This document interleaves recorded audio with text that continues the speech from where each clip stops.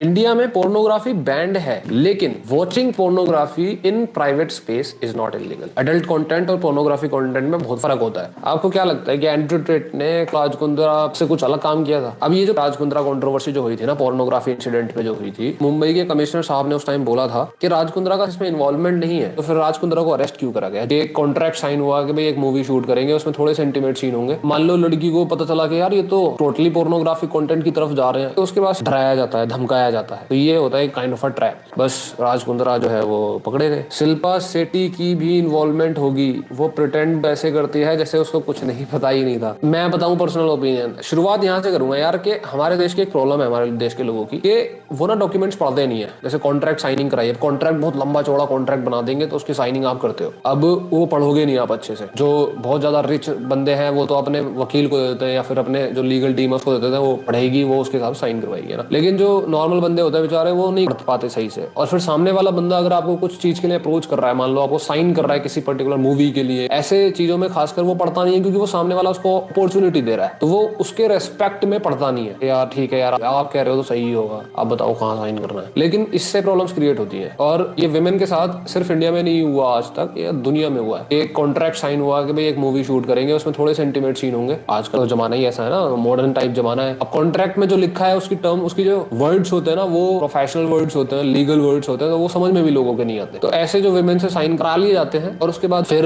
अब जब सेटअप हो गया, सब कुछ हो गया, शूट की डेट आ गई और काम शुरू हो गया, तो मान लो लड़की को पता चला कि यार ये तो टोटली पोर्नोग्राफी कंटेंट की तरफ जा रहे हैं, तो भाई सामने वाला बंदा कहेगा कि जो कॉन्ट्रैक्ट है वो तो तुमने साइन किया है, तुम्हें कॉन्ट्रैक्ट छोड़ना है तो तुम टर्मिनेट कर सकते हो, लेकिन फिर हमारे जो खर्चा लगा है कैमरे में और शूट के सिस्टम बिठाने में, उसका पैसा दो। अब जो बंदे को साइन करिए यार, उसमें उतना पैसा नहीं होता है उसमें, है ना। तो ये होता है काइंड ऑफ अ ट्रैप, जो कॉन्ट्रैक्ट में फंस जाते हैं लोग। ये मैंने एक्सप्लेनेशन दी है, कनेक्ट आप खुद करोगे स्मार्ट लोगों को। अब ये जो पूरा इंसिडेंट है, राज कुंद्रा कंट्रोवर्सी जो हुई थी ना, पोर्नोग्राफी इंसिडेंट थी, इस पे केस अभी भी चल रहा है, सुप्रीम कोर्ट ने बेल दे दी है। हालांकि ये जो मैं बता रहा हूँ ना, ये पुलिस की रिपोर्ट है या जो बहस होती है कोर्ट में उसकी रिपोर्ट है, मैं अपनी तरफ से कुछ ऐड नहीं कर रहा। ये काइंड ऑफ अ डिस्क्लेमर दे देता हूँ। अब हुआ क्या कि पुलिस को कहीं से भनक लगी या किसी लड़की ने कंप्लेन करी। अब उसकी रिसर्च तो ऑफ कोर्स आपको नेट पे नहीं मिलेगी, इंटरनेट पे। जो भी लड़की अगर विमेन अगर रही होगी तो पुलिस उसको बताएगी भी नहीं, और एथिकल भी नहीं है ना। तो जब पुलिस को इस बात की भनक लगी, तो पुलिस अपना जो है, एक गाँव है रूरल मुंबई में, मध विलेज, अब उस गाँव में एक बंगलो है, ग्रीन पार्क बंगलो। उस बंगलो में पुलिस की क्राइम ब्रांच ने छापेमारी करी तो वहां पे उन्हें मिला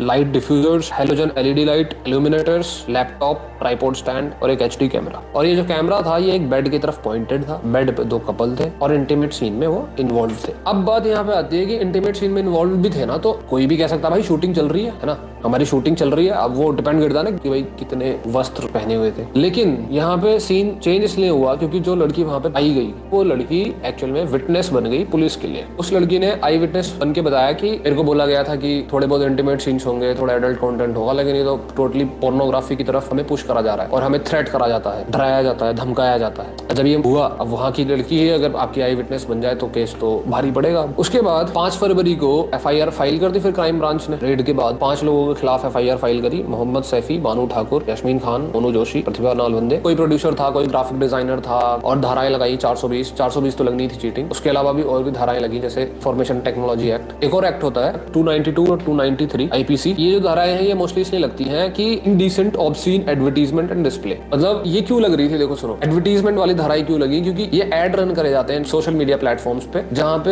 ऐसे एडवर्टीजमेंट रन करे जाते हैं, उनमें कुछ गलत नहीं होता, लेकिन समझ रहे हो ना आप, वो दिखाया ऐसे जाता है कि सीड्यूस करने वाला। और फिर भाई आपको अगला कंटेंट चाहिए तो आप एप्लीकेशन डाउनलोड करो और उस पे आओ, उसकी सब्सक्रिप्शन लगेगी, आपकी फीस लगेगी, ये पूरा सीन चलता है। तो ये भी अलाउड नहीं है, इलीगल है कि आप उसे रॉन्गफुल वे में डिस्प्ले कर रहे हो। ये भी धाराएं लगी। एक और धारा होती है मिसरिप्रेजेंटेशन ऑफ विमेन एक्ट। अब ये धारा क्यों थी, क्योंकि जब ये इंटरनेट का टाइम नहीं था ना, तो ड्राइंग्स में, कॉमिक्स में और वुमेन को उसमें गलत तरीके से दिखाया जाता था। अब उसमें गलत तरीके में आप कुछ भी दिखा सकते हो ना, तो फिर आप गलत चीजें दिखा सकते हो। तो मिसरिप्रेजेंटेशन ऑफ वुमेन एक्ट वो हमारे कॉन्स्टिट्यूशन में आया। अब एक दो मैं वीडियो देख रहा था जो बकवास कर रहा था बंदा कि भाई ये इसलिए लगाया उन्होंने क्योंकि कामासूत्र वगैरह में खुलेआम चलता था और ये गलत था। भाई तुम्हारी अकल छोटी है तो गलत थोड़ी हो गया। सेक्स एजुकेशन तुम आज पढ़ा रहे हो, उस टाइम तुम्हें लग रहा था कि कामासूत्र गलत है तो तुम नेता हो गए। ये तो कोई सेंस नहीं बना ना इस बात का। आपको हर वो चीज जो इंडियंस करते हैं वो गलत लगने लग जाती है, वो देसी लगने लग जाती है, जो बाहर के लोग कर देंगे सेक्स एजुकेशन, वो बड़ी तगड़ी चीज लगने लग जाती है। तो ये हिपोक्रेसी चलती रहती है। खैर जो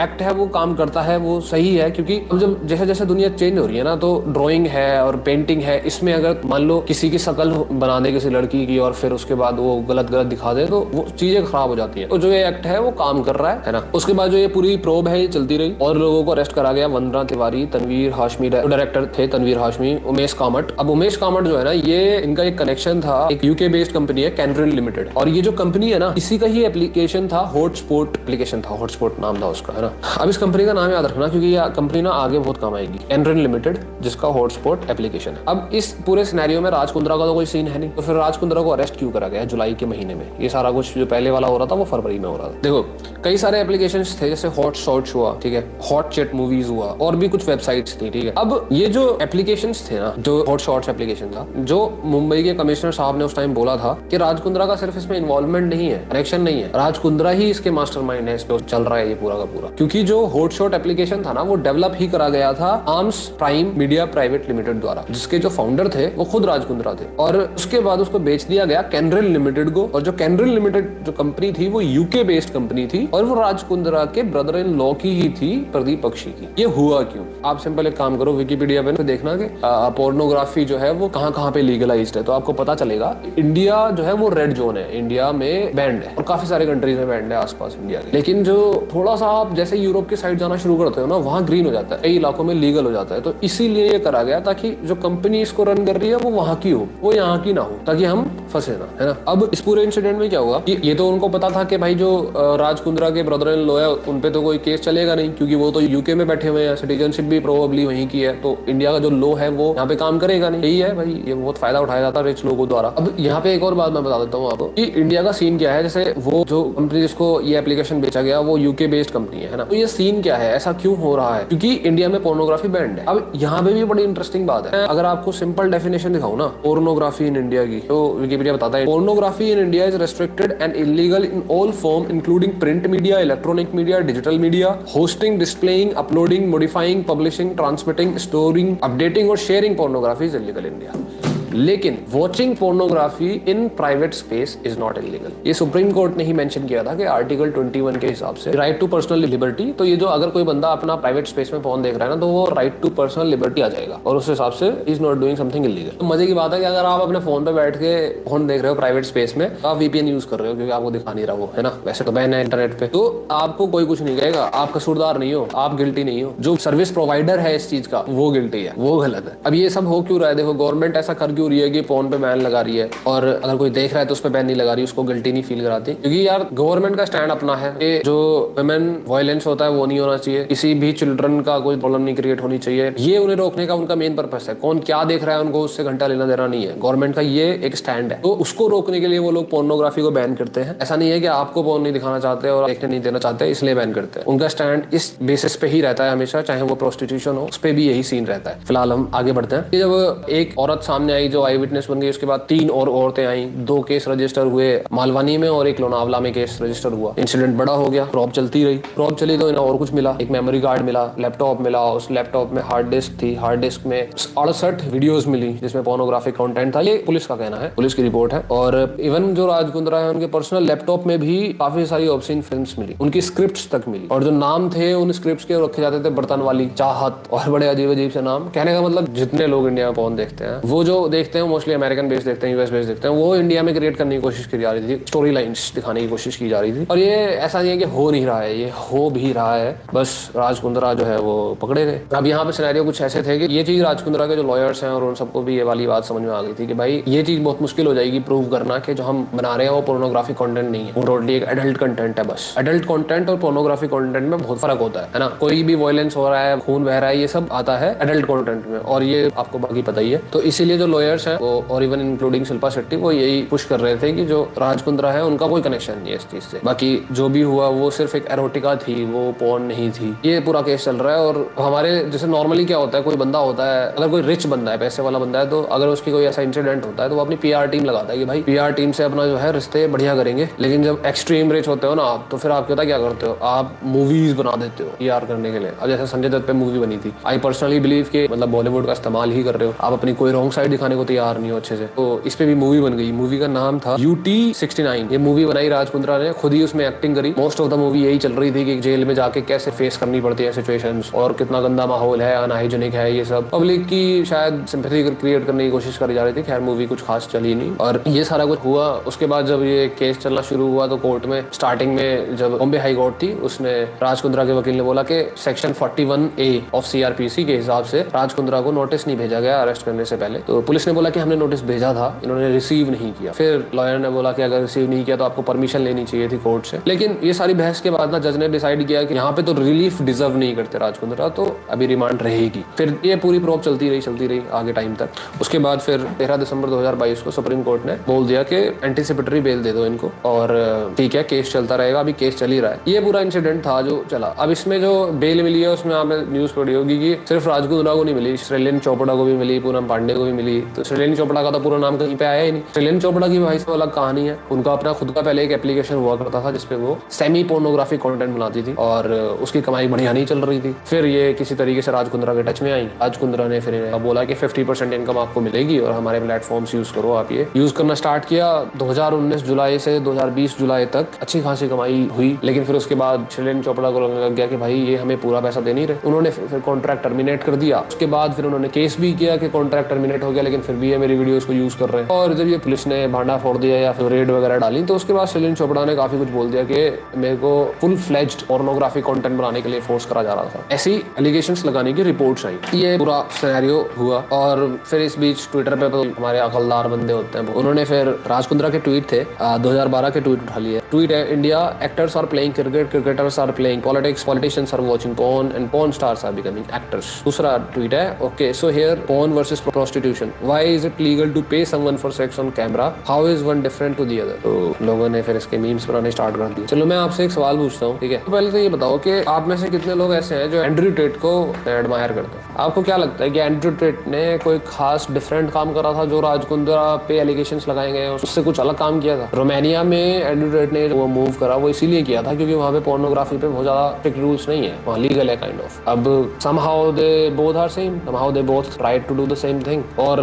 अगर वो गलत है तो फिर एंड्रयू टेट कैसे सही है और आप एडमायर क्यों इतना करते हो? तो ये एक्चुअल में मैनिपुलेशन ऑफ स्टोरीज होता है। जैसे पालकी शर्मा न्यूज एंकर, उन्होंने बोला था कि महाभारत में पांडव्स को हीरोज ही मानते हैं ना, लेकिन ऐसे लोग हीरो कैसे हुए जो अपनी वाइफ को जुए में लगा दे? ये उनकी बात थी। और सोचने वाली बात है यार कि हमारे मैनिपुलेशन ऑफ माइंड्स कितनी तेजी से करा जाता है कि हमें पता ही नहीं चलता कि भाई क्या सिनेरियोस क्रिएट हो रहे हैं, कि कौन हीरो है कौन विलन है। वो सिर्फ स्टोरी का कैसे आप नैरेटिव बनाते हो उसी पे डिपेंड करता है। और बात रही पोर्नोग्राफी, तो हमारे इंडिया में लीगल है नहीं, है ना, और देखना इलीगल नहीं है प्राइवेट स्पेस में। अब जैसे प्रोस्टिट्यूशन है ना, तो प्रोस्टिट्यूशन पे डायरेक्टली कोई रूल्स नहीं है कि भाई यहाँ बैन है या नहीं बैन है। सरकार का जो गवर्नमेंट का हमेशा मोस्टली मोटिव रहता है वो ये रहता है कि वुमेन्स को वायलेंस ना फेस करना पड़े, वुमेन्स को प्रॉब्लम्स ना फेस हो, और इसी बेसिस पे वो रूल बनाते हैं। अब प्रोस्टिट्यूशन में भी पता क्या है कि ठीक है यार जैसे चल रहा है चलने दो, बस रेगुलेशंस लगाओ थोड़ी, चलने दो बस। हमारा देश में ऐसे हुआ है यार, हमारे देश में स्टार्टिंग से ऐसे हुआ है। हमारा देश क्रिएट हुआ था तब भी यही हुआ था। मैं डॉक्यूमेंटली बता रहा हूँ आपको, हवा में नहीं। जो स्टैंड स्टिल एग्रीमेंट हुआ था हमारा, जब ब्रिटिश गवर्नमेंट गई थी, अब हमारे देश को यार संभालना इतना आसान काम नहीं है ना। अब जब उस टाइम पे देश आजाद हुआ तो जो ब्रिटिश गवर्नमेंट थी उसके जो रूल्स वगैरह बने हुए थे, तो स्टैंड स्टिल एग्रीमेंट लगाया गया कि ब्रिटिश गवर्नमेंट जहाँ छोड़ के जा रही है वहीं से चलने दो, क्योंकि देश उतना आसान नहीं होता भाई संभालना। और अभी भी हम 65 साल 70 साल 75 साल 80 साल ही तो स्पेंड करने के बाद हम ये नहीं तय कर सकते ना कि हमारे रूल्स चेंज हो जाए और हम सब कुछ परफेक्ट हो जाए। तो आई समहाउ एडमायर कि हाँ यार हमने we have done a great job, our politicians have done a decent job. ये अब कमेंट्स पे आता हूँ मैं, आप बोलो इस पे आपका क्या विचार है?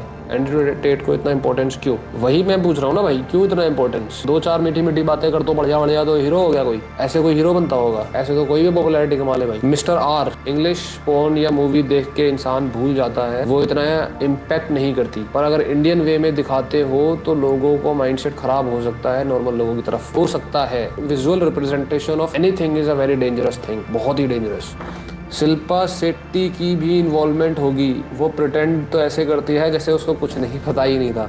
मैं बताऊं पर्सनल ओपिनियन, ऐसा हो ही नहीं सकता कि पता ना हो शिल्पा शेट्टी को, ऐसा हो ही नहीं सकता। ये तो बकवास वाली बात हो जाती है भाई। क्राइम प्रूव होने के बाद भी बेल क्यों मिलती है? बेल के भी अपने रीजंस होते हैं यार। थोड़ा हमारा यार जो लॉ है वो थोड़ा सा हमें ज्यादा स्ट्रिक्ट करना पड़ेगा यार। लाखों बॉयफ्रेंड गर्लफ्रेंड अपना प्राइवेट वीडियो आपस में शेयर करते हैं, क्या ये क्राइम नहीं है? क्राइम तो नहीं है यार, उनका पर्सनल वो है, वो तो सिस्टम वो फिर अलग चला जाता है भाई। फंडामेंटल राइट्स है, मेरी बॉडी मैं कैसे रहूं, मेरी मर्जी, मैं किसके साथ शेयर करूं वगैरह, क्राइम नहीं है वो। तुम ये कह सकते हो कि ना करो, अवेयरनेस बढ़ा सकते हो।